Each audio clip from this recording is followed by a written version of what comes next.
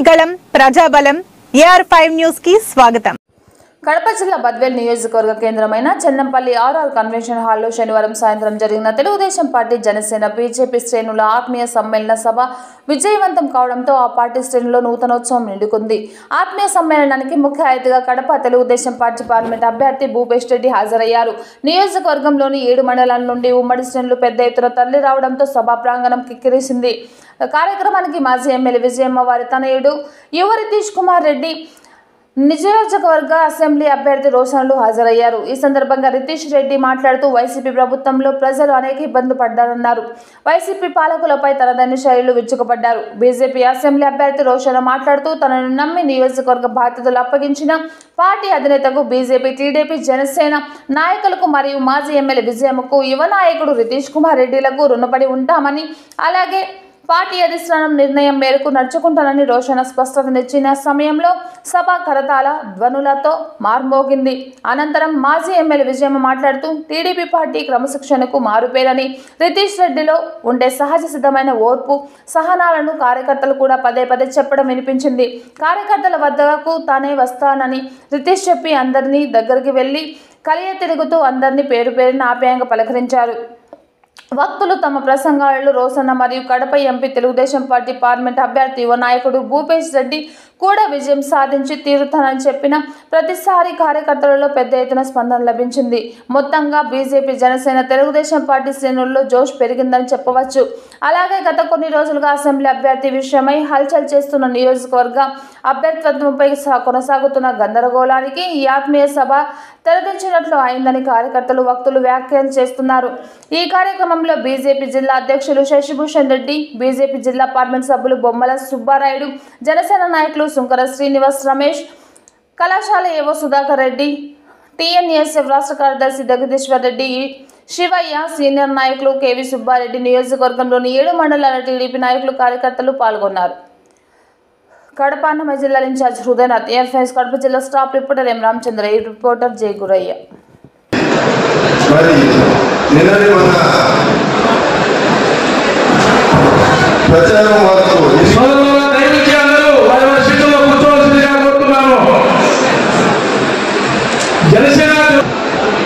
ఎంతో పట్టుదలతో ప్రజల దగ్గరికి వెళ్ళి ప్రచారం చేసి ప్రజల సమస్యలు తెలుసుకుని వారి కష్టాలను 100 రోజులు తీర్చుకోవాలని మన ప్రజలకు హామీ ఇచ్చి జనసేన మిత్రులతో కలిసి వాళ్ళకెంతో భరోసా కొట్టామని చెప్పి మనము విజయవంతంగా మన ప్రచారాన్ని ప్రజలకు తీసుకెళ్ళగలిగాము. దానివల్ల మనము బద్వేల్ తాలూకాను మన రాష్ట్రము బద్వేల్ విభజించినట్టు చేయి తదుపరి కొన్ని పెద్దల విధానపరమైన నిర్ణయాలతో మన బద్వేలు బీజేపీకి కేటాయించడమైనది అయినప్పటికీ మరి దేవుడు ఏదైనా మనం అనేక అనుకున్నాము, మన పని మనం చేసుకుంటుండగా మరి మన పెద్దలు, మన నాయకులు విజయమ్మ గారి ఆశీస్సులు, మరి రితీష్ గారి ప్రోత్సాహము, బీజేపీ పెద్దలు, మన తెలుగుదేశం పెద్దలు, జనసేన పెద్దలు, వారందరి ఆలోచనతో, వారందరి ఆశీస్సులతో మళ్ళీ బద్దలు టికెట్లు మనకే కేటాయించడం జరిగింది. చాలా సంతోషం. ఈ విధంగా నేను 2 తేడాలు వేసుకొని మీ దగ్గరికి వచ్చి మీ ఆశీస్సులు పొందిన నేను ఈరోజు 3 తేడాలతో మళ్ళీ మన మేడం ఆశీస్సులతో, మన పెద్ద ఆశీస్సులతో మీ దగ్గరికి ఈ విధంగా రావడం జరిగింది. నన్ను మరోసారి ఆశీర్వదిస్తారని మీ అందరూ వేడుకుంటున్నాను. పవిత్ర సంఘం మన భారతదేశంలో పవిత్ర సంఘం అంటే గంగా, యమున, సరస్వతి అనే పవిత్ర నదుల కలయిక. అది మన ఇండియన్ మైథాలజీలో చెప్తారు. సో మనం ఇక్కడ కూడా BJP, TDP, JSP, Janasena party ఈ పవిత్ర కలయిక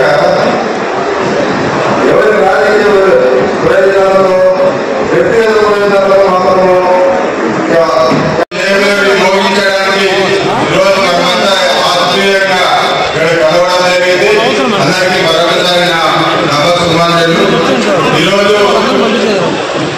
చూస్తా ఉన్నాం మనం. కడప జిల్లా పరిస్థితి, ఆంధ్రప్రదేశ్ పరిస్థితి, ఎక్కడ చూసినా అవినీతి, ఎక్కడ చూసినా మాఫియా రాజ్యం.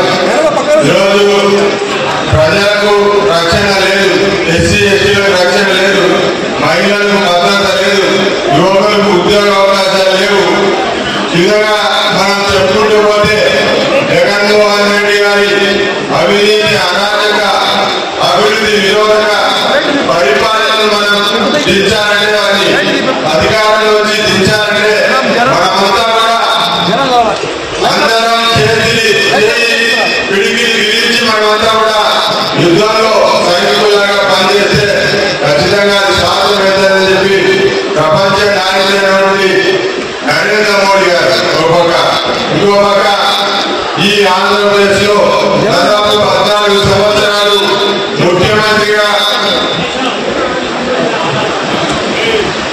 ముఖ్యమంత్రిగా పనిచేసిన అనుభవం కలిగిన దార్శనికుడు, అభివృద్ధి ప్రదాత శ్రీ నారా చంద్రబాబు నాయుడు గారు. అదేవిధంగా మరోపక్క జనసేన ఈ జన సైనికులను ఉత్సాహపరిచే, ఉవ్వెత్తున ఉరకలెత్తించే జనసేనాధిపతి పవన్ కళ్యాణ్ గారు. ఈ ముగ్గురు ఆలోచన చేసి ఈ అరాచక ప్రభుత్వాన్ని గద్దెదించాలంటే ఖచ్చితంగా అందరం ఏకమై ఆ రాక్షస పాలనను అంతమొందించాలని చెప్పేసి అందరూ కలిసిన సందర్భంలో ఆయన పాత్ర ఏమీ లేదు, 100కి 90 పాలనలు నిర్మించడం జరిగింది. అదేవిధంగా రైతు భరోసా చెప్పాడు. రైతు భరోసా కేంద్రాలు ఈ రాష్ట్రంలో 10,700 రైతు భరోసా కేంద్రాలు నిర్మించారు. ఈ విషయం మనమంతా కూడా ప్రజలకు తెలియజేయాలని చెప్పి ఆయన చెప్పడం జరిగింది. కానీ రైతు భరోసా కేంద్రాలు కూడా ఉపాధి హామీ నిధుల ద్వారా మాత్రమే నిర్మించడం జరిగిందని నేను తెలియజేస్తాను. అదేవిధంగా ఆయన చెప్పారు, తెలుగుదేశం పార్టీ తరఫున ప్రజల కోసం పోరాటం చేస్తూ దాదాపు 1 సంవత్సరం నుంచి నిరంతరం ప్రజల మధ్యలో ఉంటూ ప్రజా సమస్యల పరిష్కారంలో ఏనాడైతే మా నాయకుడు 2014లో పార్టీ పెట్టి రాష్ట్రం విడిపోయిన తర్వాత ఏదైతే జరగకూడదు అని ఆ రోజు కలడు కానీ శ్రమించి తమ వెనక ఉండి మా పొత్తులు ఏర్పాటు చేసి ఈ రాష్ట్రం సర్వనాశనమైపోతుంది, ఈ జగన్మోహన్ రెడ్డి చేతిలో పడితే కనుక ఆయన ఏ విధంగా పాటుపడ్డాడో ఆ రోజు ఆయన యొక్క శ్రమ ఫలించి జగన్మోహన్ రెడ్డి ఓడిపోయి ఆ రోజు జనసేన, బీజేపీ, టీడీపీ పొత్తులో ప్రభుత్వం ఏర్పడింది. కానీ ప్రత్యక్షంగా కానీ పరోక్షంగా కానీ మా నాయకులు ఎక్కడా పోటీ చేయలేదు, ఏ పదవి కూడా తీసుకోలేదు. నిస్వార్థంగా ఈ రాష్ట్రం కోసం, ఈ రాష్ట్ర ప్రజల కోసం, ఈ రాష్ట్ర ప్రజల భవిష్యత్తు కోసం మా నాయకుడు త్యాగాలు చేయడం ఆనాడే మొదలుపెట్టాడు. ఆ తర్వాత 2019లో 14 ఉన్నటువంటి మన కరోనా కాలంది కాబట్టి ఆ విజ్ఞత లోపించి మన ముగ్గురు కూడా విడిపోవడం, ఆ విడిపోవడం అతనికి లాభించింది జగన్మోహన్ రెడ్డి. అలాగే అన్ని రకాలు కూడా కాలం సహకరించి ఆ రోజు కేంద్రంలో ఉన్న ప్రభుత్వం కానీ, అలాగే టీఆర్ఎస్ చీఫ్ కేసీఆర్, అలాగే రకరకాల కారణాల వల్ల ఆయన ముఖ్యమంత్రిగా 151 సీట్లు ఆయన రావడం జరిగింది. సరే వచ్చాడు. వచ్చిన తర్వాత మన రాజన్న బిడ్డే కదా, మన కడప జిల్లా బాధలో ఉంది, మన రాష్ట్రానికి మేలు జరుగుతుందంటే ఆయన ఒక వ్యాపారిగా, ఒక ఆర్థిక ఉద్యోగవాదిగా ఆయన పరిపాలన సాగిస్తున్నాడు. కానీ ఒక రాజకీయవేత్తగా ఎటువంటి లక్షణాలు లేవు. అతను ఒక ఫ్యాక్షనిస్ట్ గా, ఒక ఆర్థిక ఉద్యోగవాదిగా, ఒక వ్యాపారిగా చూస్తున్నాడు రాష్ట్రాన్ని. తను 10 రూపాయలు పెట్టి 100 రూపాయలు ఎలా లాక్కోవాలని ఈరోజు దోచుకుంటున్నాడు. అది మీకు అందరికీ మన బిడ్డలందరూ కూడా నోసాలు చెప్పారు. ఆయన చెప్తున్నాడు, నేను బట్టలు దొంగ 234 సార్లు బట్టలు దొంగ, మీకందరికీ 2,35,000 కోట్ల పైసలు మీ నేరుగా ఖాతాలోకి వచ్చేసిన చెప్పాడు. చెప్తూ మళ్ళీ ఎక్కడా అవినీతి లేదు, ఎక్కడా వివక్ష లేదు అని దయ్యాలు విధానంలో ఇచ్చినట్టు మాటలు మాట్లాడుతున్నాడు. కానీ మీకు మాకు మనందరికీ తెలుసు, అడుగడుగునా ఎక్కడ చూసినా అవినీతి రాజ్యం వెళ్తుంది. ఇవాళ ఏ నా అదృష్టంగా నేను భావిస్తున్నాను.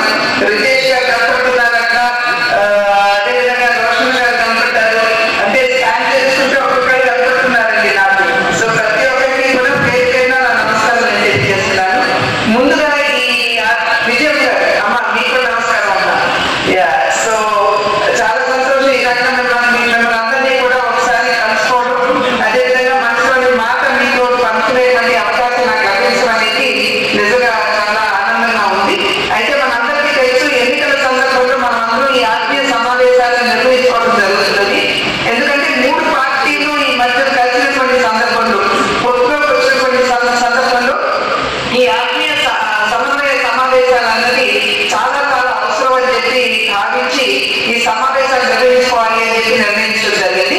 ఎందుకంటే అయినా ఉన్నటువంటి నాయకులు పొత్తులో సాధారణంగా కలిసిపోతూ ఉంటారు, కానీ కింద క్షేత్ర స్థాయిలో ఉన్నటువంటి కార్యకర్తలు కనుక ఈ విధంగా కలవకపోయినట్లయితే మనం ఏదైతే లక్ష్యాన్ని మనం నిర్దేశించుకున్నామో మన ముందున్నటువంటి లక్ష్యం ఒక్కటే అని చెప్పి మనందరికీ తెలుసు.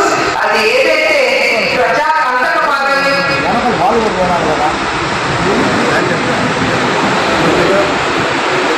జరిగింది కనుక ఈ కేవలం రాష్ట్రాల మాత్రమే కాదు జాతీయ స్థాయిలో కూడా దేశాన్ని అభివృద్ధి పదంలో నడిపించగలిగే ఒక ప్రభుత్వాన్ని అక్కడ మనం కూర్చోబెట్టవలసినటువంటి ఆవశ్యకత కూడా చాలా ఉన్నది. గడిచిన 10 సంవత్సరాల కాలంగా మోడీ గారి పాలన కనుక మీరు చూసినట్లయితే చిన్న జరుగుతున్న విషయాన్ని మనం తెలియజేయాల్సిన అవసరం. ఈ సభ ద్వారా మీ అందరికీ దిశానిర్దేశం, ప్రతి ఒక్క కార్యకర్తకి మనం ఇవ్వాల్సిన మనోధైర్యం మరియు ఇక్కడ జరిగే పరిస్థితులు ఖచ్చితంగా వివరించాల్సిన అవసరం ఉంది. ఈరోజు మీరందరూ ఓపిక చేసుకొని వినండి, కాపాడాల్సిన అవసరం ఉంది. ఈరోజు ముఖ్య ఉద్దేశం మనం ఉమ్మడి అభ్యర్థులు పెట్టుకున్నాం. దేనికి పెట్టుకున్నాం, ఎందుకు పెట్టుకున్నాం? ఈరోజు రకరకాలుగా మనందరం చాలా రోజులు మాట్లాడుకుంటున్నాం. రాష్ట్ర ప్రయోజనాల కోసం ఎన్నో విధాలుగా జరిగింది. మనందరం మీ అందరినీ ఒక అడుగుతున్నాం. ఈరోజు మనం 5 నెలలు 6 నెలలుగా 6 నిమిషాలు కష్టపడి ఉన్న ప్రతి ఒక్క కార్యకర్త బూత్ వారిగా, పంచాయతీ వారిగా, మండల వారిగా పాదయాత్ర చేశాం.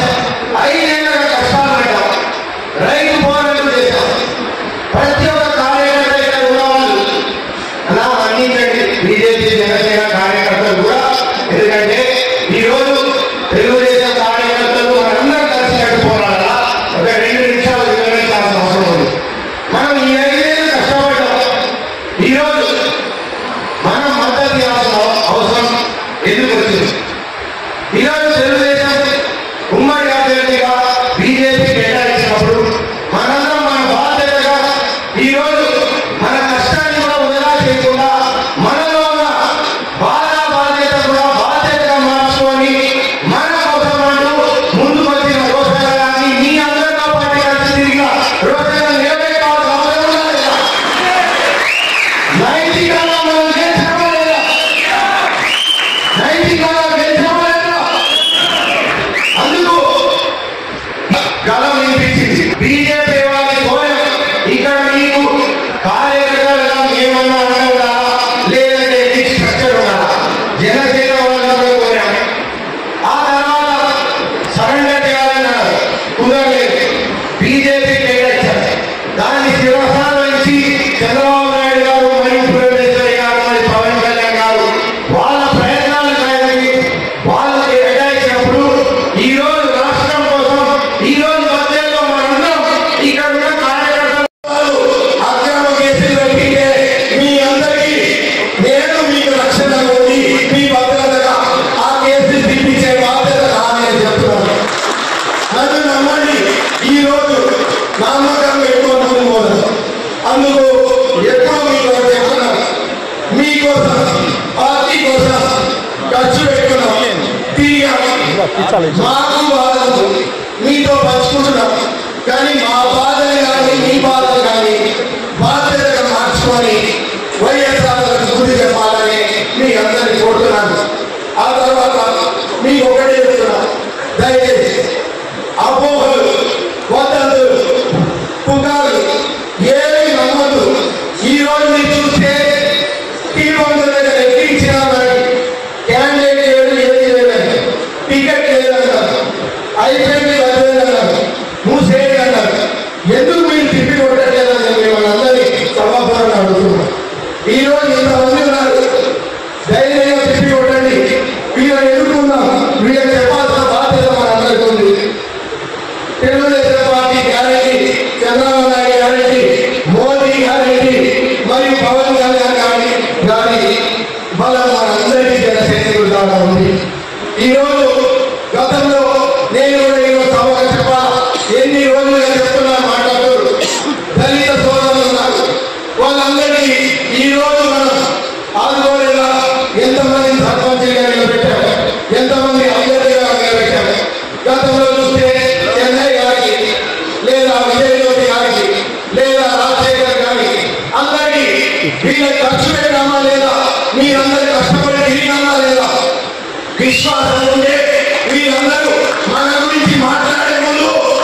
మాట్లాడే ముందు మన కష్టం గుర్తు పెట్టుకొని వాళ్ళకి అన్యాయం జరిగిన ఈ గడప ఈ ఇల్లు ఇక్కడ ఉన్న వాళ్ళందరూ న్యాయం చేసేదానికి ప్రతి ఒక్క కార్యకర్త కోసం పోరాడతామనే దానికి రోజున ఈరోజు మీ అందరికీ నిదర్శనం. ఈ రోజు నమ్ముకొని జాబ్ రిజైన్ చేసి వస్తే మేము కూడా ఏది త్యాగం కన్నారని ఈ రోజు ఆయన నిలబెట్టేదానికి ఎంత కష్టాన్ని సిద్ధమనే దానికి నేను చూపించేదానికి ముందుకు వచ్చాము. అందుకే మీ అందరికీ ఒకటి, మీరు ప్రజల్లోకి వెళ్ళినప్పుడు వైఎస్ఆర్ హామీలు మోసాలు వీళ్ళు చెప్తారు.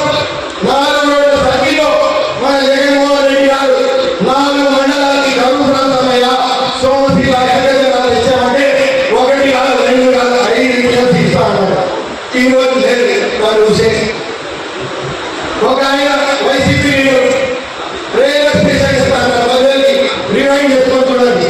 ఇక్కడ రైల్వే స్టేషన్ ఎంపీ గారు పెట్టిన టీవీ చూడండి పుస్తకాలు ఎక్కడ పోయాడు.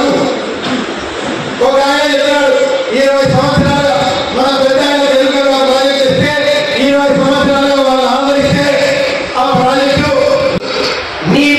మీ బలంగా మేము నిలబడ్డాం. మీ అందరూ బలం కోసమే ఈరోజు ఇక్కడ నిలబడ్డామంటే మీ అందరూ ధైర్యం స్ఫూర్తితోనే నిలబడ్డాం. మీరందరూ గుర్తుపెట్టుకోవాల్సిన అవసరం ఉంది. ఈరోజు ఎంతమంది గత 15 రోజులుగా ఎన్ని ఫోన్లు చేసి ఏం మాట్లాడాలి ఏం చెప్పాలనేది మాకు పరిస్థితి అర్థం కాని పరిస్థితి ఉంది. గత 40 సంవత్సరాల మీరందరూ రాజకీయం చూశారు పెద్దలతో పాటు. కానీ ఇలాంటి కష్టకాలం రాష్ట్రానికి వస్తారనుకోలేదు. అందుకు మీ అందరికీ ఒక క్వశ్చన్, మీ ప్రత్యర్థి ఎవరు? మీ ప్రత్యర్థి ఎవరు? మీ అందరూ అడుగుతున్నా, మీ ప్రత్యర్థి ఎవరు? ప్రత్యర్థి వైఎస్ఆర్ అంటే గట్టిగా వినిపించండి. వైఎస్ఆర్ కాదు. వైఎస్ఆర్ అన్నప్పుడు మీరందరూ నేను ఒకటే అనుకున్నా, ఈ రోజు ఇక్కడ ఉన్న ప్రతి ఒక్క కార్యకర్త గ్రామ పంచాయతీ ఎలక్షన్ చేశారు. మీకు గ్రామ పంచాయతీ ఎలక్షన్ లో సింబల్ ఏది? సింబల్ ఏది? మీరే సింబల్ కాదా? ఈ రోజు మీ కార్యకర్తలు మీ అందరినీ పట్టుకొని మీ ఊరు వాడ తిరిగారు. పాదయాత్రలో మీరు తొడుగులు పోయినారే ఇక్కడ ఉన్న నాయకులందరినీ ఊరు ఇల్లు డోర్ టు డోర్ క్యాన్వాస్ చేశాం. భవిష్యత్ గ్యారెంటీ కొట్టించాం. ఈ రోజు మీ అందరూ ఎక్కడ పోయి మీ అందరినీ ఎందుకు సందేహం? మీ అందరూ అడుగుతున్నారు సభాపరంగా, ఎందుకు మీకు ఈ సందేహం? ఈ రోజు గ్రామ పంచాయతీ ఎలక్షన్ పోతే సింబల్ ఏమొస్తుందో తెలియదు. కానీ అక్కడున్న రాజకీయాల మేరకు ప్రజలు మిమ్మల్ని చూస్తున్నారు. ఈ రోజు కూడా ప్రజలు వాళ్ళ కోసం ఎదురు చూస్తున్నారు. 5 నెలలుగా దిగినారు ఈ తెలుగుదేశం వాళ్ళు, సైకిల్ గుర్తు తీసుకున్నారు. మీరు చూస్తే టీ మందులు కాదా 15 రోజులుగా తలెత్తుకోలేకపోతున్నామా? మీకు సింబల్ లేదు, మీకు సింబల్ లేదు, క్యాండిడేట్ లేదన్నారు. ఈ రోజు వీళ్ళు సింబల్ తెచ్చినారు, వీళ్ళు క్యాండిడేట్ ఇప్పించినారు. గెలిపించుకోవాల్సిన బాధ్యత మనందరికీ ఉందా లేదా? ఏమి మరి గట్టిగా మీకు గతం గుర్తు పెడతాం. పెద్ద ఎలక్షన్స్ ఆ రోజు పెద్దానికి సింబల్ ఇవ్వకుండా ఉంటే కాంగ్రెస్ లేకపోతే ఇక్కడికి వచ్చినారు. ఎంతమంది గుర్తుంది? ఆయన వస్తే రాజు గుర్తించినారు. కరెక్టా లేదా? అప్పుడు మీరు అందరూ ఏం చేశారు? పెద్దానికి చూసినారు కదా, రాజు చూడలేదు, సింబల్ చూడలేదు. ఈ రోజు ఇంతమంది ఉన్నాం, మనమందరం ఉన్నాం. ఇక్కడ ఉన్న వాళ్ళందరం కార్యకర్తలు, సైనికులు, పోరాట యోధులు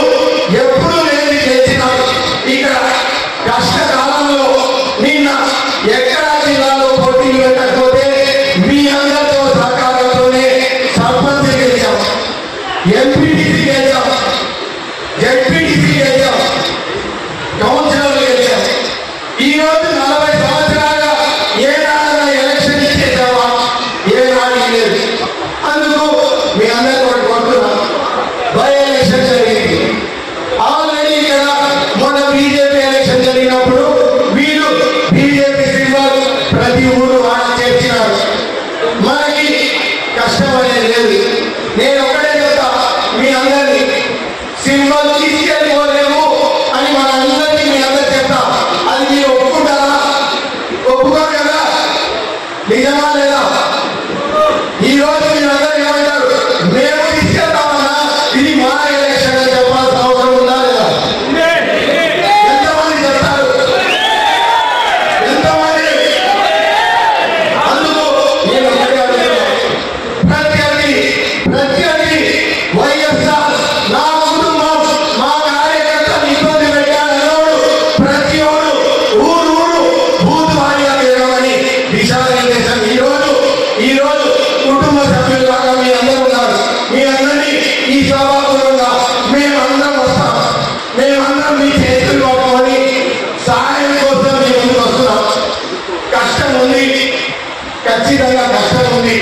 కష్టం లేదని చెప్పాను, కానీ రోజులు గంటలు 43 రోజులు ఉంది.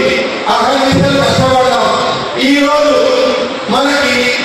మనం కవలించే సర్కార్ అనుకోండి, ఇంతవరకు భూ కబ్జాలు జరిగాయి. సిఐడి ఎంక్వైరీలో నేను ఖచ్చితంగా చెప్తున్నా, సిఐడి కాదు సిబిఐ ఎంక్వైరీలో ఎదుగుతాం. వీళ్ళ ఎవరెవరు ఇక్కడ మీ భూ కబ్జాలు తీసుకెళ్లారో పేదవాళ్ళ భూమిని ఇప్పించే బాధ్యత మనందరినీ అందరికీ చెప్తున్నాను. మీ అందరికీ పరిచయం చేసిన సందర్భంగా నేను కూడా బీజేపీ అధ్యక్షుడు చంద్రన్న గారిని, అట్లనే జనసేన అధ్యక్షుడు సీనన్న గారికి నా హృదయపూర్వక నమస్కారాలు కూడా తెలియజేస్తున్నాను. ఈరోజు మనం ఈ కార్యక్రమానికి ముఖ్య ఉద్దేశం రానున్న రోజుల్లో ఏ విధంగా మన కార్యాచరణ ఉండాలా, ఏ విధంగా మనం చేసే అభివృద్ధిని కానీ ఎన్డీఏ కూటమిలో ఉన్న చంద్రబాబు నాయుడు గారు విజయనగర నాయకుడు, అట్లనే 10 ఏళ్ళగా మనకు ప్రధానమంత్రిగా నరేంద్ర మోడీ గారు ఉన్నారు. భారతదేశాన్ని ఏ విధంగా ముందుకు నడుపుకుంటూ మన ప్రపంచ దేశాలలో మనకు భారతదేశం వైపు చూసేటట్టు చేశారు ఈ 10 ఏళ్ళ గవర్నమెంట్.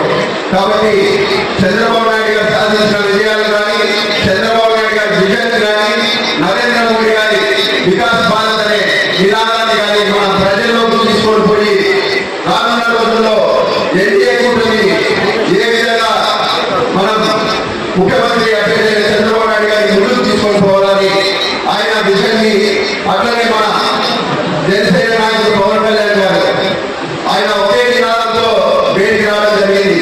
2019 ఎలక్షన్స్ అయిపోయిన తర్వాత ఒక సంవత్సర కాలంలో గ్యాప్ ఇచ్చిన తర్వాత ఇప్పుడున్న ముఖ్యమంత్రి ప్రజా వ్యతిరేక పాలన సాగిస్తున్నాడు, అరాచక పాలన సాగిస్తున్నాడు, రైతులకు వ్యతిరేకంగా పాలన సాగిస్తున్నాడు, ఉన్న ఉద్యోగస్తులకు టయానికి జీతాలు ఇవ్వలేకపోతున్నాడు, కొత్త ఉద్యోగాలు క్రియేట్ చేయలేకపోతున్నాడు అనే ఒక ఉద్దేశంతో పవన్ కళ్యాణ్ గారు మొట్టమొదటిగా ఇది గుర్తుపెట్టుకొని ప్రజా వ్యతిరేక ఓట్లు చీలకూడదు, ఖచ్చితంగా ప్రజా వ్యతిరేక ఓట్లు చీలకూడదంటే ఏ విధంగా అడుగు వేయాలో ఆ విధంగానే పవన్ కళ్యాణ్ గారు అడుగు వేస్తూ ముందుకు సాగినారు. దాంతో భాగంగానే చంద్రబాబు నాయుడు గారు తెలుగుదేశం పార్టీ అధ్యక్షుడిని అక్రమంగా ఎటువంటి కారణాలు లేకుండా జైల్లో పెట్టినప్పుడు స్వచ్ఛందంగా మనసుతో ఆయన పోయి ఈ రాష్ట్రాన్ని ముందుకు నడిపే నాయకుడిని ఈ విధంగా తీసుకొచ్చింది. ఖచ్చితంగా మనం ఇటువంటి అరాచక పాలనలు మనం పాల్గొనాలంటే పవన్ కళ్యాణ్ గారు అన్కండిషనల్గా ఆ రోజు, ఎందుకంటే ఒకటి ఇటువంటి వ్యక్తి అరుదుగా దొరుకుతాడు. ఇప్పుడు ఈ కూటమిలో ఉన్నామని గొప్పగా చెప్పుకుంటారు, కానీ ఆయన దాదాపు 2014 నుంచి 2024 వరకు ప్రజల ఇబ్బందులు, ప్రజల సంక్షేమం మీదనే ఉన్నాడు. ఏ రోజు నేను నాకు పదవులు కావాలా లేకపోతే అది కావాలా అనేది లేదు. ఎందుకంటే ఈ రోజు బీజేపీలో ఎన్డీఏలో జనసేన బీజేపీ ముందు నుంచే కలిగి ఉన్నారు. ఆయన కావాలనుకుంటే సెంట్రల్లో ఏ పదవి ఇచ్చేటో మా నాన్న ఇచ్చినది మా కార్యకర్తల ఆస్తి కాదు, అదే ముఖ్యం. ఈ కార్యకర్తలు నమ్ముకొని ముందుకు పోవాలనే ఉద్దేశంతోనే మేము ఇప్పుడే కూడా మీ ముందు నుంచి అడుగుతున్నాము. మరి ఈరోజు రాజశేఖర్ మేము అన్యాయం చేయాల, ఆయనకు కూడా ఎలక్షన్ పెట్టుకుని మాటలు పెట్టుకుని మేము ఎదుగుతున్నాం. తర్వాత కూడా ఆయన రిక్వెస్ట్ చేసినాం, అయ్యా రండి ప్రధాని గారి వారు చంద్రబాబు నాయుడు గారికి మీకు తగిన గుర్తింపు ఇస్తామని కూడా అడిగినాం. కానీ కొంతమంది ఎడబాబు పెట్టించి మరి కొన్ని చేశారు.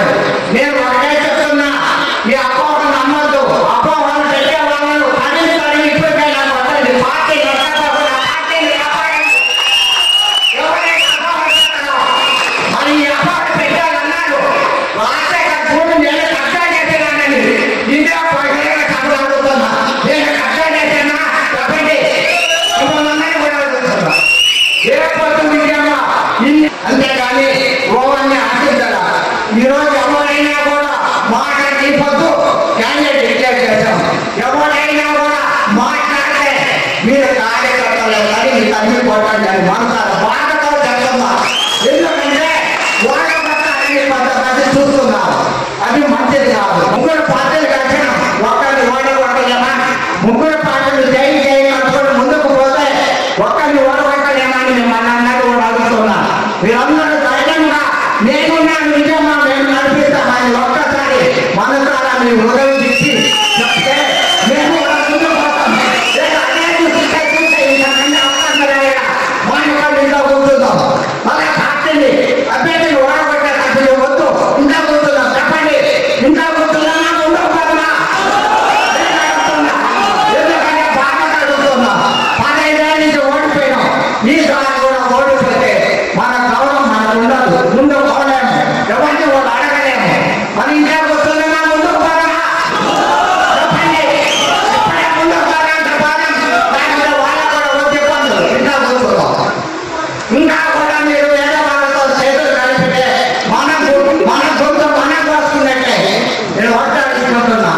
ఈ రోజు ధైర్యంగా చేయిస్తే కలిసి జనసేన బీజేపీ మనము తెలుగుదేశం 3 చేతులు కలుపుకొని ముందుకు పండించిపోయి కార్యకర్తలు మనకి ఎలక్షన్ అని ప్రతి బూత్లో గుర్తు కొలిసే ప్రాబ్లమే లేదు. మీరు పంచాయతీ ఎలక్షన్ చేస్తున్న అన్ని చేతులు మీకు అన్ని తెలుసు, గుర్తు గురించి అవసరమే లేదు. గుర్తు పెట్టుకొని ముందుకు పోయి గెలిపిస్తారని మనసా వాచ కోరుకుంటూ మళ్ళా మనం బీజేపీ అభ్యర్థి కానీ ఎవరు పెట్టాలి, జనసేన అభ్యర్థి పెట్టాలని నిజంగా గెలిపించుకుంటుంది. గుండెదారులతో ముందుకు పోతుందని మీరందరూ కూడా సమానంగా నాకు ఆశ్రయం పలికినప్పుడే నా సంతోషం ఉంటుందని కోరుకుంటూ అవకాశం ఉండే పెద్దలందరికీ నా హృదయపూర్వక సరుకులు వచ్చిన ఆర్టీలందరికీ కూడా మరొకసారి ఆరాధన తెలుసుకుంటున్నాను. పెద్దలు మాట్లాడారు, మనము జనసేన బీజేపీ అయినా తెలుగుదేశం అయినా 3 కూటమిలు వచ్చారు. ఇందాకనే జనసేన స్వామి సుందర శ్రీనివాస్ గారు చెప్పారు, త్రివేణి సంఘం అని చాలా చక్కగా చెప్పారు. త్రివేణి సంఘం అంటే 3 పవిత్రమైన నదులు కలిసి ఒక సంఘంలో ఏర్పడి మహాసముద్రం మధ్య ముందుకు సాగాయి. ఈ 3 మహా సంగ్రామాన్ని ముందుకు పోయి ఒకరికొకరి చేతులు కలుపుకొని ముందుకు పోయి మనమందరం ఇబ్బందులు పడినా వైఎస్ఆర్ పార్టీని ఓడించి మన అభ్యర్థి ఉమ్మడి అభ్యర్థిని గెలిపించుకోవాలనే ఉద్దేశంతోనే పెద్దలందరూ కూడా ఇక్కడికి వచ్చి మీకు దశా దిశాన్ని నిర్దేశించారు. మనం 15 రోజుల నుంచి భద్రతని మీ అందరూ విశ్వేశ్వరరెడ్డి గారు మాట్లాడారు. మరి మనందరం కూడా ఒక అరణ్యంలో ఉన్నాము. ఈ రోజు దానికి తెరదించి మీ అందరం కూడా ఇక్కడ మహాకూటం ఏర్పడి ఈ రోజు ఇక్కడ మీటింగ్ పెట్టుకొని రేపటి నుంచి పోయి ఒక సందేశం ఇవ్వాలనే ఉద్దేశంతోనే అందరం కలిసి ఇక్కడ మీటింగ్ పెట్టుకున్నాము. ఇందాక మన బీజేపీ అధ్యక్షురాలైన పురంధేశ్వర్ గారు కూడా మీకు సందేశం ఇచ్చారు. ఒకటే